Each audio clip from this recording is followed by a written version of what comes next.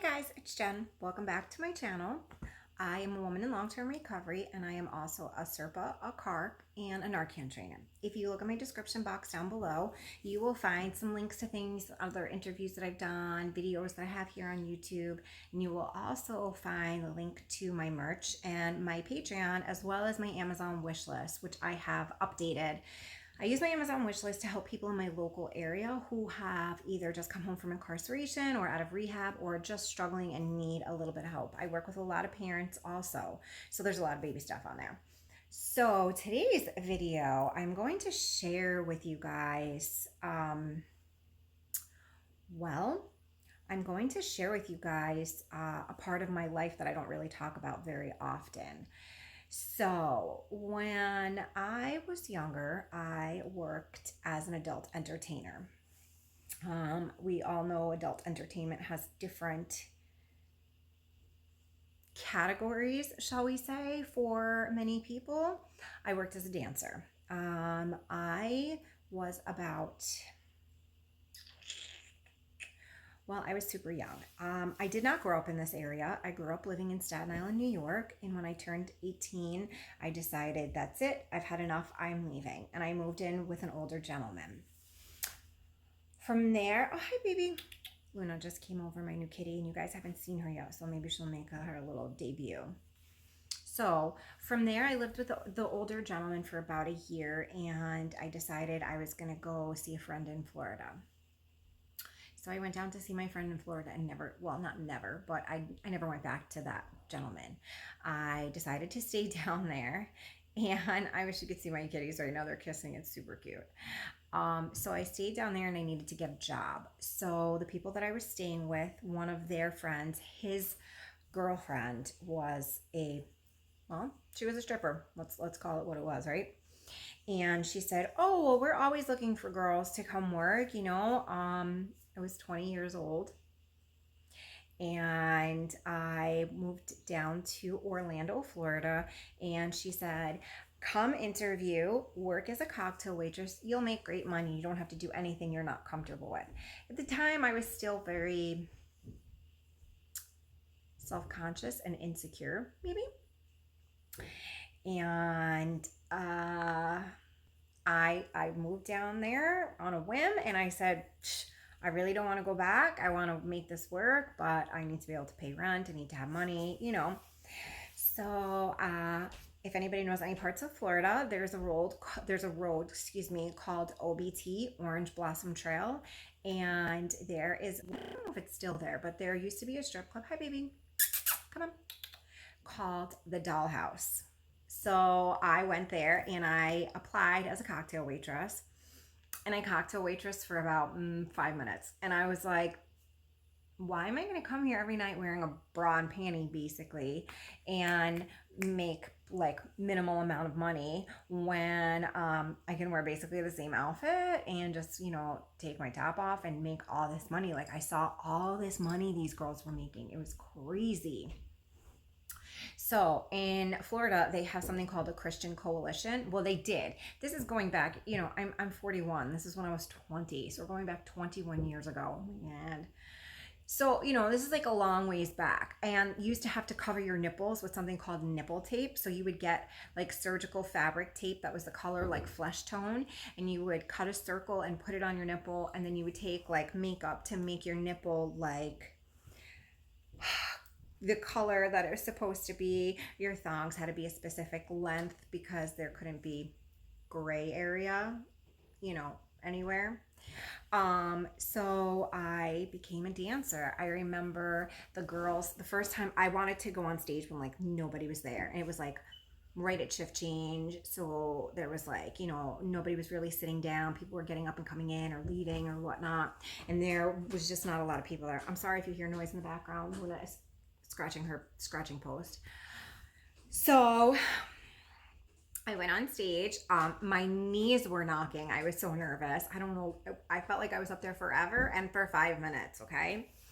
And the girls were so amazing to me. They were so just, reassuring and cheered me on. And then they were like, you have a lap dance. And I was like, what? So there was this guy, he owned like a landscaping business or something. I don't even remember what he said to me or what went on or what whatever. And he tipped me $50 when it was over. They must have told him like this is her first one.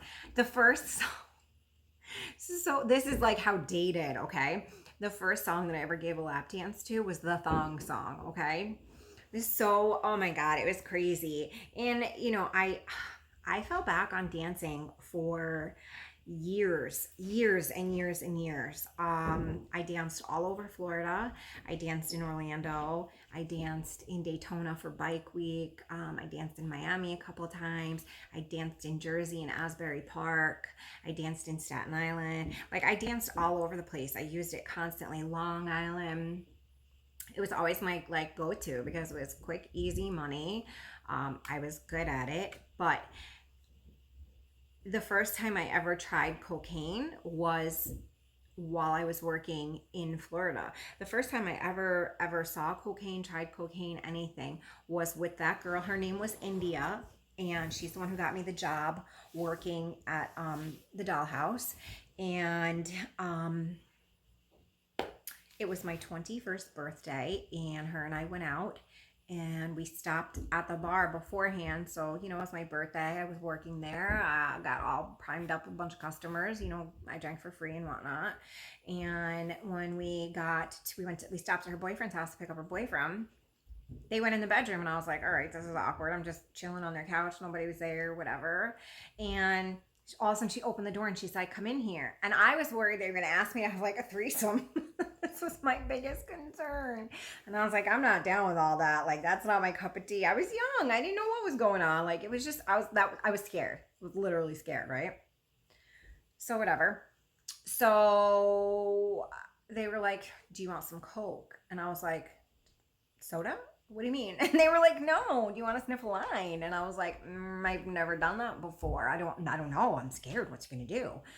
And she was straight up, and so was he. He was like, it tastes like shit. And I was like, oh, great. Just what I want to do. And she goes, you know what? Don't sniff a line. She was like, here. She was like, take a key bump. And I was like, what's that mean? And she was like, all right. I was like, all right. I was like, what do I do? She was like, put it to your nose, hold the other side, and sniff. And I'm like, well, what's it going to do to me? She's like, it's just going to numb your throat. She was like, you'll feel it. She's like, but then you'll feel really good. And I was like, fuck it. It's my birthday, right? 21. So I did it. And I was like, this is disgusting. This is horrible. And they were like, you want some more? And I was like, does it get better? And they were like, yeah. And I was like, all right. Such a lie. It does not get better. I'm not a fan of cocaine at all. I think it's never been my thing. I've done more than my fair share in life, but yeah. So for a very long time, my family didn't know what I was doing. I told them I was waitressing. Yeah. And just, I literally, that's how I made my living for a long, long time. There were some nights that I would make $800,000. And there's other nights I made like $200 or $300, and those were like depressing nights. But the problem is like you get into a routine because you're making so much cash money, and the drugs are so easily available. Like you get dudes that come in that are dealers, and you're sitting, you're chatting with them and whatever, and they'll throw you a piece or whatever. So for me, drugs were always readily available. Like it just, it comes along with the territory. And on top of that, like I got a really, really, I started to have a really bad way of looking at men. Like when I met men, I would just automatically look at their shoes, look at their watch, because everybody was a customer to me. All my relationships that I tried to have with men at the time were just completely empty because they knew what I was doing for work. And I just looked at them like objects. It was almost kind of like a reverse sexism for me. Normally it's men who do that with women, and they kind of I don't know what the word I'm looking for is, but like they put like a value on them. Like, everybody wants, a cute little girl with a nice butt and this and that and whatever, like on their side. For me, like I wanted a dude with like nice shoes, a nice watch, because to me that meant like he had money and he was successful and whatever the case may be. And it's just so crazy. Like it just goes to show like how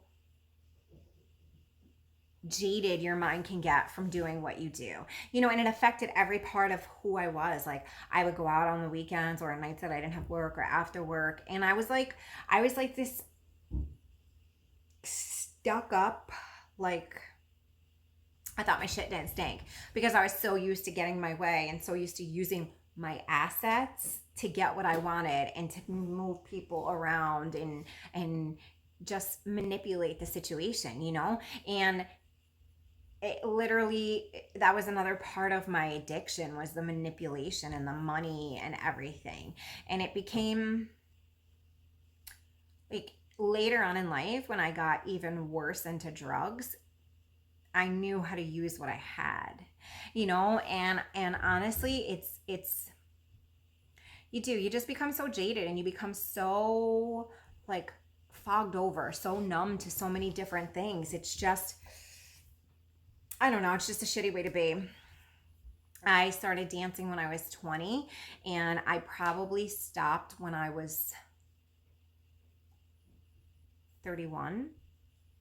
I didn't dance the entire time by any means whatsoever. I always had times where, I would dance for like a year straight and then something would happen or my addiction would get out of control or I'd actually meet a decent dude or whatever, and then I would stop. But then I would always go back to it. It's like your fallback, And, so growing up, I was super duper skinny. I never had any shape towards me. I was always kind of like the ugly duckling, odd girl out. I didn't grow into my features. I was insecure about a lot of things. And believe it or not, becoming a dancer really changed that for me. I learned what my assets were, what they weren't. I learned how to use them. I learned how to get what I wanted with them. And my sense of security really shot up. I'm, in a sense, I say this all the time, like everything that I've been through, I'm super grateful for, but because it's made me who I am today, but some of it probably could have left. And I don't know if I would change that part, but the atmosphere that comes along with it, yeah. I met a lot of drug dealers that way, got involved in a lot of shit. Once I stopped dancing, so like I would stop dancing and I'd start bartending. So I was still in the same environment, still using my assets, still using, what my mama gave me. And I would use that and I would bartend. And bro, let me tell you, bartending, you clean the fuck up. Like, there were nights like I would be friends with some of the girls and I'd be like, I would say something and they'd be like, what? That's what you brought home tonight? Like, I didn't do a quarter of that and y'all got naked all night. Like, I used to have like a rule for myself. Like, if I didn't come home with $500, something was not right because I'm not taking my clothes off for less than $500 a night. Like, you size people up. Like, people pull in, you check them out, dudes walk through. You want to make sure you make good with the door guy because the door guy is going to tell you when they pulled out their wallet or their pocket to like show their ID. They're going to tell you who came in with a knot, who didn't. Like, you just learn little tricks of the trade after a while. Bartender too, like they recommend, dude, sit down, get a drink, and they'll be like, who's the best girl in this, who do I want to go in the VIP room with? You want to make sure a bartender's, your girl going to hook you up. So as a bartender, I got tipped off like that. As a dancer, I would make sure I buddied up with the first bartender. So this way she would recommend me. It's just a whole thing. So yes, I frequented it in the adult entertainment business for damn near 11 years on and off. Oh guys, Luna just came up. Hi, baby. You guys are going to get to see her. Aw, come here, baby. Here. So this is Luna. This is my new kitty. Say hi. She's super, super sweet. She's purring like crazy already. And she's just laying in my lap, So I'm super happy you guys got to see her. And now I'm going to end the video on a happy note. So everyone got to see, you guys all know Lena. Now you see Luna. So she has a super long tail. It's crazy. So I hope you guys have an amazing weekend. Stay safe. If you guys need anything, I'm always just a message or an email away. And I will see you guys in the next one. Bye.